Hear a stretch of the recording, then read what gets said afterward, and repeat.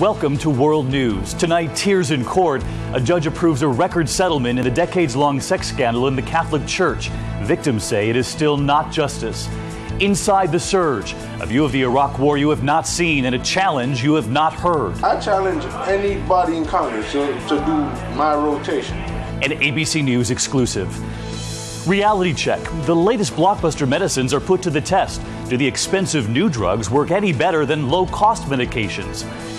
And holy Hogwarts. Something mysterious is happening in a small American town. Do they know Harry Potter's final secret?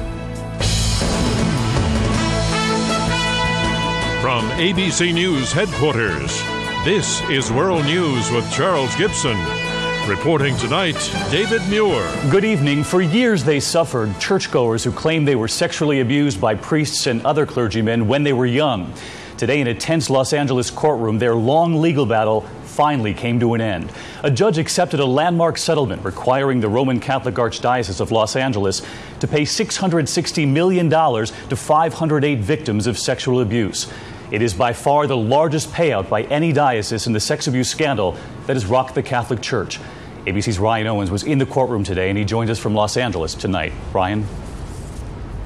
David, they ran out of seats in that courtroom. That's how many victims were there, and almost all of them were crying. The judge said simply, after years of pain, settling was the right thing to do. My family's life. Armed with childhood pictures. All of that faith and all of the hope in that little boy's face was taken away. And stories of innocence lost. And the pain is still inside of me. It never goes away. Dozens of victims spoke outside the Los Angeles court where they say they received the closest thing to justice they can expect for now. This isn't over, Cardinal Mahoney. All you're doing is giving me money to come back at you now. The resolution, the settlement today was an acknowledgement to them by the Catholic Church that they did nothing wrong, that it was not their fault, that it was the fault of despicable, evil men that did despicable and evil things to them. They came to court prepared to start their civil trials against the Archdiocese of Los Angeles. Instead, they saw the man many victims blame for covering up the abuse, Cardinal Roger Mahoney, finally agree to the settlement. The church is accused of dragging its feet for 5 years, settling only on the eve of the first trial, in which the cardinal himself would have likely had to take the stand. Cardinal Mahoney is walking away by writing one check, and this issue is not over. It is a hefty check. The Archdiocese will have to pay $250 million to the victims. $225 million more will be paid by the church's insurance companies, the rest by other Catholic groups. The cardinal says the Archdiocese will have to sell property, but will not close churches or schools. For many Catholics, the damage done is not financial. I think that it has very quickly moved from a scandal about sex to a scandal about authority and accountability. Within the community, I think there's still a deep distrust and a sense of betrayal. Each victim will receive an average of $1.3 million, depending on the degree of abuse. They expect to receive those checks by December the 1st. David. Ryan Owens in Los Angeles tonight. Ryan, thank you. More than 10,000 people have accused priests of child sexual abuse in the past 54 years. The Roman Catholic Church has agreed to pay more than $2 billion in settlements and legal judgments to victims of sexual abuse and their families. We turn now to Iraq and an ABC News exclusive. Tonight we have an extremely rare and raw look at what American soldiers are going through on the front lines. Photographer Sean Smith of the British newspaper The Guardian was recently embedded with the U.S. Army's 2nd Infantry Division in Baghdad. Tonight, what he returned with, American soldiers speaking with great candor about what they face there every day. Here's ABC's Nick Watt. They have been here for a year. For the soldiers of Apache Company, this day is like so many others. They're investigating a bomb-making factory hidden in a private home. Then, an explosion. An Iraqi soldier bears the brunt. Neighbors, including children, are hit. U.S. soldiers, only one of them a medic, set up a first aid station and do what they can. Specialist Michael Vassell is among them. I challenge anybody in Congress to do my rotation. They don't have to do anything. Just come hang out with me and go home at the times I go home and come stay here 15 months with me. Apache Company was sent to Iraq in June 2006 on a 12-month rotation, then extended to 15. It's a joke. We will have spent 14 months in contact, basically. Rock and roll! Corporal Joshua Lake's platoon is on what's known as rapid reaction duty one morning when the call comes in.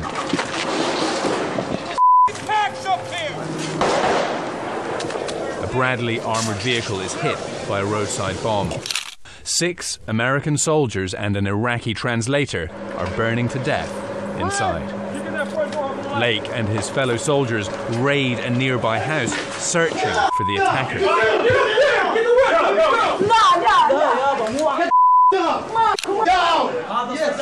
You got grenades going off, you got an ID blowing up your vehicle, and then you're expected to go back in those 4 to 5 hours and relax, to come back out and do another 6 hours. You don't have time. You just don't have time to do it. Your body never gets to come down. You're always on that heightened sense of alertness. Like you just don't have that. You don't have the rest. 2 days later, Specialist Lake is back in the neighbourhood. His unit raids a house looking for weapons and insurgents. They find neither, just an old woman and her dogs.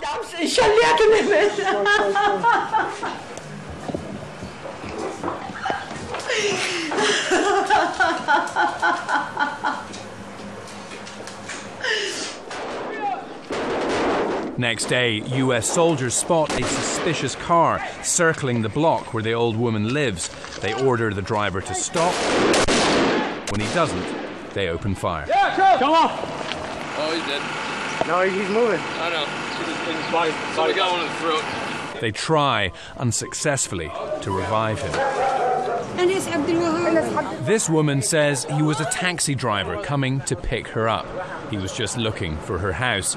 The soldiers of Apache Company are tired and they're bitter.